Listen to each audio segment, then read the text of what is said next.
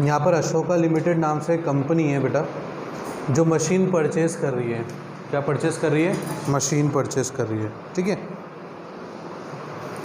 और मशीन जो परचेज़ वो कर रही है कंपनी, वो अप्रैल 1 2010 में परचेज़ कर रही है 2,70,000 रुपीज़ की, और उस पर स्पेंड कर रही है 4,000 रुपीज़ कैरिएज में, आने जाने के ऊपर जो है खर्च कर रही है, राइट।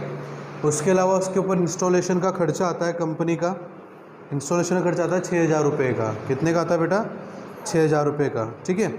फिर उसके बाद में 1 जुलाई 2011 में भी मशीन परचेज़ करती है 75,000 रुपीज़ की, उसके ऊपर 25,000 रुपीज़ खर्च करती है। फिर उसने 1 जुलाई 2013 के अंदर डिसाइड किया, जो उसने फर्स्ट मशीन परचेज़ किया था उसको 20,000 के लॉस पे हमने बेच दिया है। उसी दिन उसने नई मशीन परचेज़ किया 40,000 का। कंपनी यहाँ पर डेप्रिसिएशन हर साल 15% लगा रही है। रिटर्न डाउन वैल्यू मेथड आपको यहाँ फॉलो करना है, और 3 साल का आपको यहाँ पर डेप्रिसिएशन अकाउंट बनाकर दिखाना है। अब लॉस ऑन सेल पे जो टॉपिक था वो हमने पिछली बार भी पढ़ा हुआ है इसमें, है ना। लॉस ऑन सेल का पहले पढ़ा हुआ था ना हमने, डायरेक्टली लॉस गिवन था तो अपन ने कैलकुलेशन कैसे किया था, ठीक है। वही चीज़ करना है अपन को यहाँ पर। तो यहाँ पर मैं क्वेश्चन करने जा रहा हूँ, ध्यान से देखना इस चीज़ को।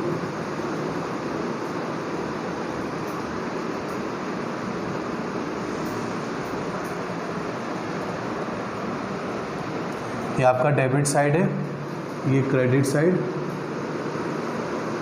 ये आपका अमाउंट है, ठीक है। ये आपका पर्टिकुलर है, और ये आपका डेट है। अमाउंट, पर्टिकुलर और डेट। चलो स्टार्ट करते। कब से था बेटा? सर था 2010 में अप्रैल 1 में आपने एक मशीन परचेज़ किया। उस मशीन की जो वैल्यू थी वो कितनी है बेटा? 2,40,000 रुपीज़, राइट। और उसके ऊपर आपने 2 एक्सपेंसेस किए हुए हैं, उसका पेमेंट आपने हैंड टू हैंड किया हुआ है।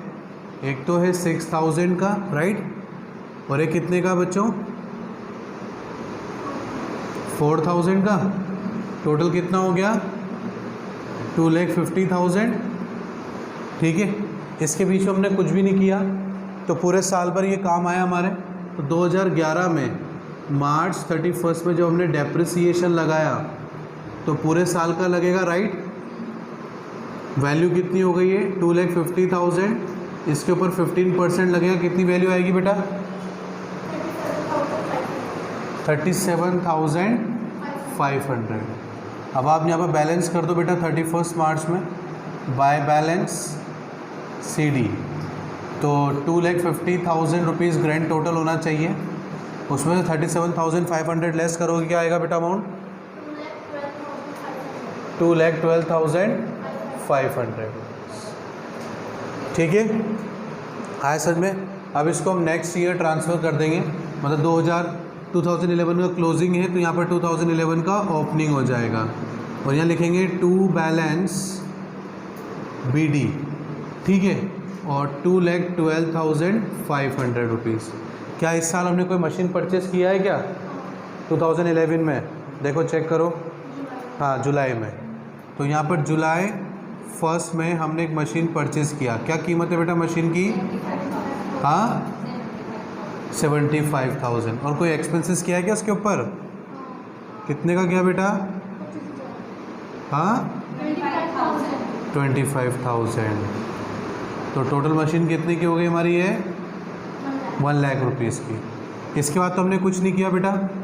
तो 2012 March 31 by depreciation account, first machine पूरे साल भर इस्तेमाल हुई है बेटा 2,12,500। बिकॉज ये रिटर्न डाउन वैल्यू है, इसलिए जितना मशीन की वैल्यू डाउन होती जाएगी उसी पे डेप्रिसिएशन यहाँ पर लगेगा। बताओ कितनी वैल्यू आएगी बेटा 15% निकालने पर इसकी? 31,875। 1 लाख रुपीज़ है, 15% है बेटा। बट हमने जुलाई में परचेज़ किया है। जुलाई टू मार्च कितने मंथ्स हो गए बेटा? 9 मंथ्स हो गए, ठीक है। तो 9/12 वैल्यू निकालो, कितना आएगा बेटा? 250। टोटल कितना हो गया? 25। अब अपन क्या करें बेटा, मार्च 31 में बाय बैलेंस CD कर देते हैं बेटा। बेचा तो नहीं ना अभी अपने कुछ भी? ओके। 2,12,500 माइनस 31,875 कितना आया बेटा? 80,025। सेकेंड मशीन बेटा 1 लाख रुपीज़ माइनस 11,250 कितना आएगा बेटा? 700। टोटल कितना हो गया बेटा? 375। ओके, टोटल कितना है बेटा ये? 3,12,500, राइट? 3,12,500। ओके,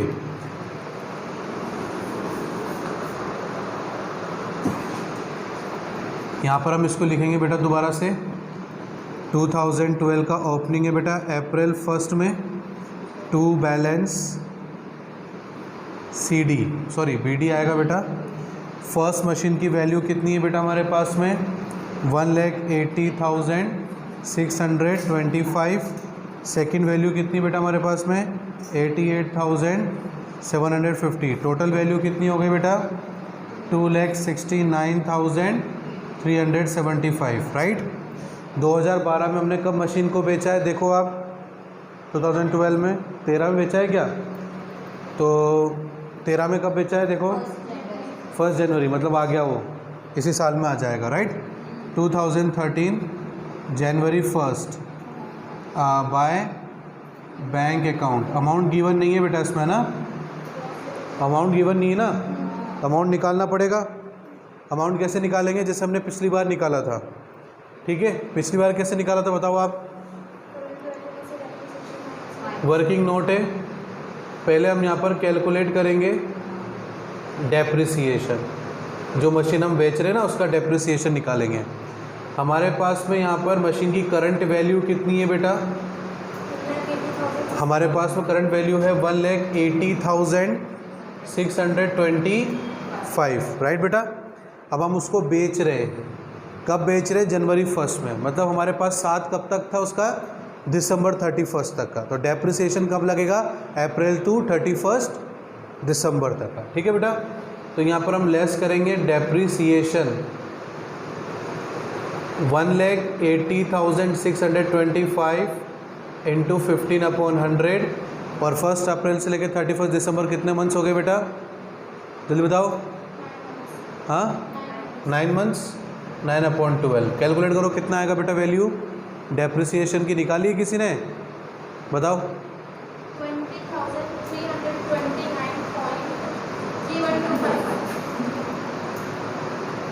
3125 है ना? ठीक है, 3 ले लिया हमने। लेस करो कितना अमाउंट आएगा बेटा? लेस करने पर कितना अमाउंट?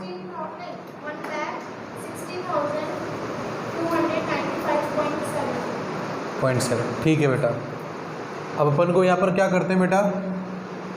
अब अपने पास में जो सेल वैल्यू है वो अपने पास में गिवन नहीं है, बट नुकसान कितने का हुआ हमें बेचने पर बेटा? 20,000 रुपये का। तब हम क्या करेंगे बेटा? सेल वैल्यू निकल गई हमारी, कितनी आएगी लेस करके बताओ बेटा? 1,60,000 में 20,000 लेस कर देंगे बेटा अपन। 1,40,000। हाँ हाँ 0.7, ठीक है। ये हमारी सेलिंग वैल्यू है बेटा। समझ में आ रहा है यहाँ तक? किसी को डाउट है? अभी तो इजी चल रहा है ना सरोज? बेटा अपने पास में ना ये गिवन कर रखा है, ये 20,000 का आपको लॉस हो गया। क्या डेप्रिसिएशन बेटा? अपन यहाँ पर रिटर्न डाउन वैल्यू से निकाल रहे हैं बेटा। रिटर्न डाउन वैल्यू में डेप्रिसिएशन आपको पता होना चाहिए करंट वैल्यू पे ही निकलता है। तो ठीक है, ये मेरी करंट वैल्यू है बेटा, मैंने करंट वैल्यू पे डेप्रिसिएशन निकाला, ठीक है ना।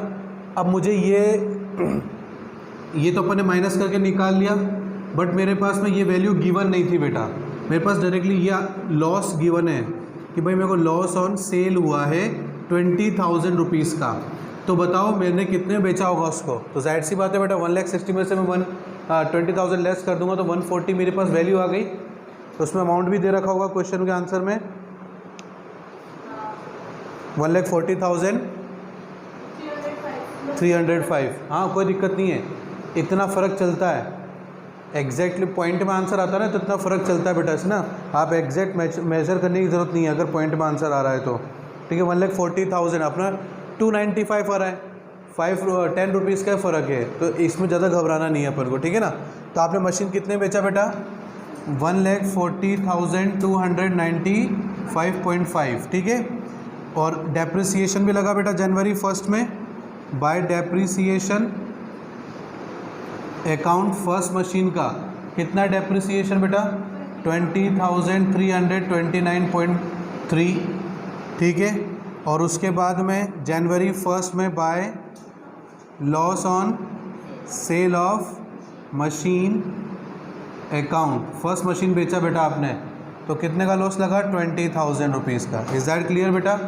और इसी दौरान में आपने एक मशीन और परचेज़ करी है बेटा जनवरी 1 में, to bank account third machine किया ना बेटा। मशीन परचेज आपने 40,000 रुपीज़ की मशीन है ना, 40,000 की, तो आपने यहाँ 40,000 लिख दिया बच्चों। अब उसके बाद में अपन क्या करेंगे मार्च 31 बची हुई मशीन के ऊपर डेप्रिसिएशन लगाएंगे। तो bye depreciation account second machine की वैल्यू क्या रह गई हमारे पास में 88,750 पूरे साल का लगेगा बेटा डेप्रिसिएशन, पूरे साल भर इस्तेमाल हुई है। 40,000 इंटू 15/100 इंटू 1 जनवरी को परचेस किया मतलब 3/12। बताओ दोनों की वैल्यू क्या क्या आ रही है 13,200 नहीं 13,000। ओके नेक्स्ट की क्या वैल्यू बेटा 1,500। टोटल कितना हो गया बच्चों 12.5। अब बैलेंसिंग फिगर निकाल लेते हैं हम सबका। ठीक है।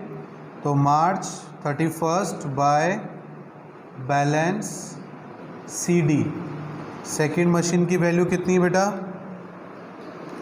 88,750 माइनस 13,312.5 वैल्यू बताना बेटा, और 40,000 माइनस 1,500 वैल्यू बताओ बेटा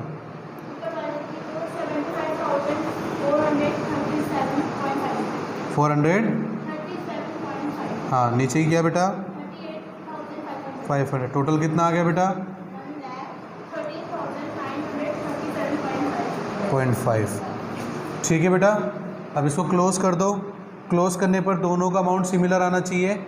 ये कितना हो जाएगा बेटा 3,09,000 हो जाएगा ये, है ना 3,09,375। इधर भी ये 3,09,375 राइट बच्चों। और देखना प्लस करोगे तो ये आंसर आएगा। इसको बस आप यहाँ ट्रांसफ़र कर लो बेटा 2000 मतलब 2013 अप्रैल 1 में आप ओपनिंग करोगे ना तो to balance BD second machine की वैल्यू कितनी हो गई 75,437.5 और थर्ड मशीन की वैल्यू हो जाएगी 38,500। टोटल वैल्यू हो गई 1,13,937.5। ये आपका आंसर है। आगे आंसर सभी का चलो उतार लो ये।